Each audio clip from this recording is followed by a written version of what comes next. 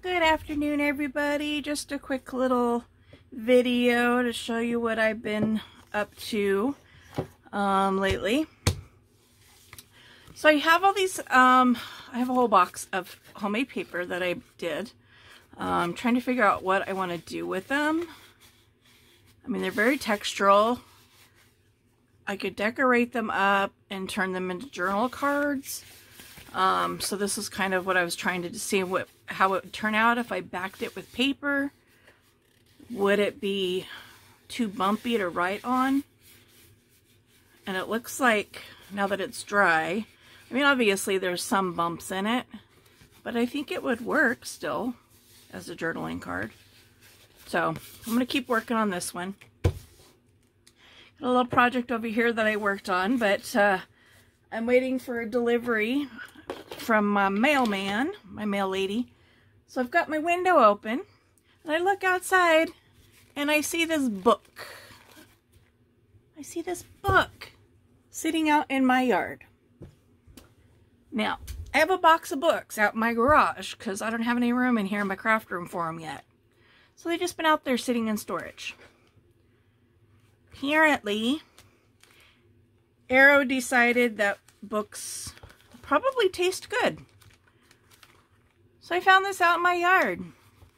And let me tell you, in the junk journaling world, when we talk about aging our books, dog teeth is not exactly what we have in mind.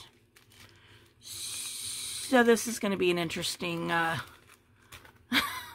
yeah, whether or not I'm going to use, how. Am I just going to cut those corners off? What I'm going to do with them. And anyway, so since I had to go out to the garage to see how many other books he decided to try to eat, I went ahead and brought some into the house. I'm in the process of cleaning and organizing my craft room once again because my two oldest children and their significant others. Oh, that's kind of cool. The bookmark bled onto the pages. That's cool. Anyway, my two oldest and their significant others will be here the first week of April. Look, a rock just fell out of the book. And my craft room serves as a bedroom while they're here. So I have to get this place organized. So that I can fit an air mattress in here, a queen size air mattress. So yeah, that's a work in progress. But in trying to continue using what's on my desk and in my space and in my face, I made these little things. So all of this fabric, with the exception of this one, this was actually a ribbon. This was the first one I did, and this ribbon was very difficult to work with and get it threaded through here. There were several times where I was fearful that I was actually going to tear the card. So I switched over to these cotton strips. Now these are, I bought a rug off of Amazon. It was a spiral rug. And I disassembled it, so I have an entire box. Like, hold on. I'm just going to grab a handful. Oof, baby. They're all tangled up still. It's because I put them all on my desk, and then, you know, when I moved them into the box, I just grabbed the handful. So they're all tangled up and tied together. So this is one handful of these cotton strips that I got from that rug. These are, each one of them is pretty much the same width. So literally all I'm doing is tearing them down into manageable strips. I've used them as ties or toppers to tags so far. I've done some fabric ruffles with them for some other journals.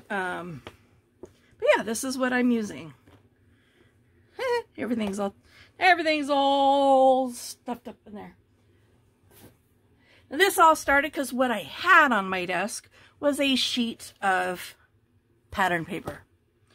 And it's funny because you can't see a whole lot of the pattern paper on any of these in reality. So I grabbed out some playing cards. What do I have here? 7? Yeah, 7 playing cards. And that was just enough to use that sheet of pattern paper that I had on my desk.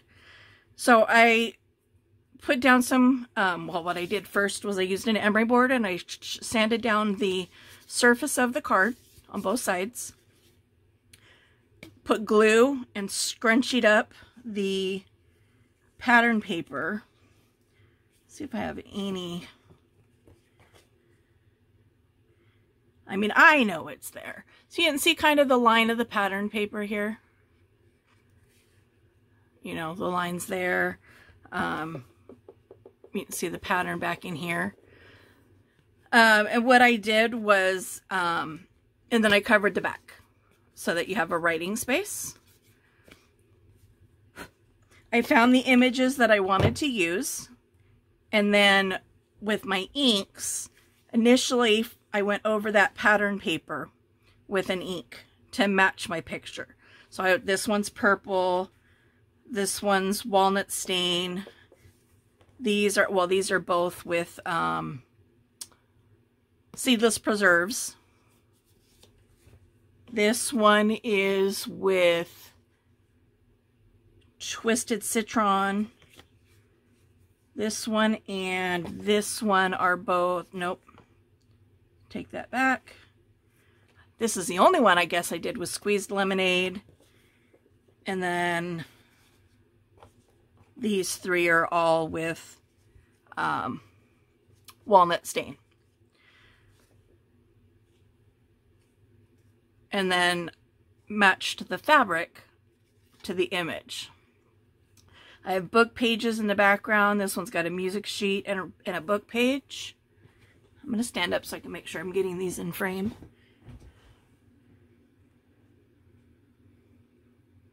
So there's that one. And this one.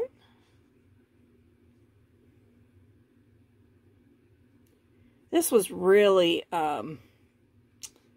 thick. It was hard to tie in a bow and make it cute. Again, this was the first one that I did. You can see the book page, and then this is some Japanese book page in the back.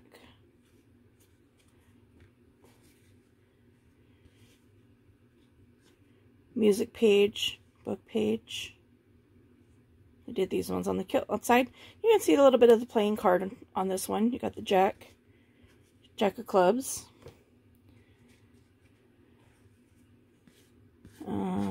Can't tell this one's a playing card unless you really lift up the bow. This was a 4 of spades, I believe. Yeah, you can see a little bit of the tip there of the spade. There's that one. This was out of a Japanese music book, so you can see a little bit of music notes here. Japanese writing. The purple one. I love this purple. It's so gorgeous. Again, Japanese music page. There's a regular book page, and then this was an edging of a really old aged book.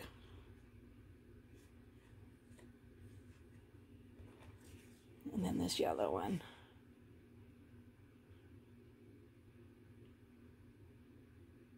So yeah, it's kind of what I've been up to the last couple days.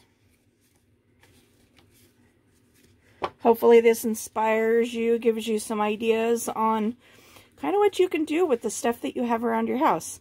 Again, this was a playing card, some pattern paper, regular paper. This was a digital that I printed out, but you can back it with any kind of paper. Some sort of cotton or ribbon, thin lace even, if you have the patience for that. some sort of book page and then the image. You don't have to ink them if you don't want to. That is my preference. I ink everything. And this is the tool that I use to punch my holes. Most people know, I mean, this is for putting holes in belts, in leather belts. But I use it for punching holes in paper, for making the holes to create my eyelets. I used it to make all these holes all the way around. And this idea was courtesy of Pam at the Paper Outpost. It was a combination of two different videos. She used playing cards, and she used index cards. The index cards were done with the pattern paper, and then the playing cards, she did the sewing around. So I kind of combined the two videos into one cute little project. So, hope you enjoyed this little video. If so, please hit the like button. Keep me in the algorithm, especially since I'm not doing any live streams right now. And stay tuned. See what I work on next. Get them all laid out here as best I can. Sorta. Kinda. Anyway, you guys have a good day. Thanks for tuning in. Peace.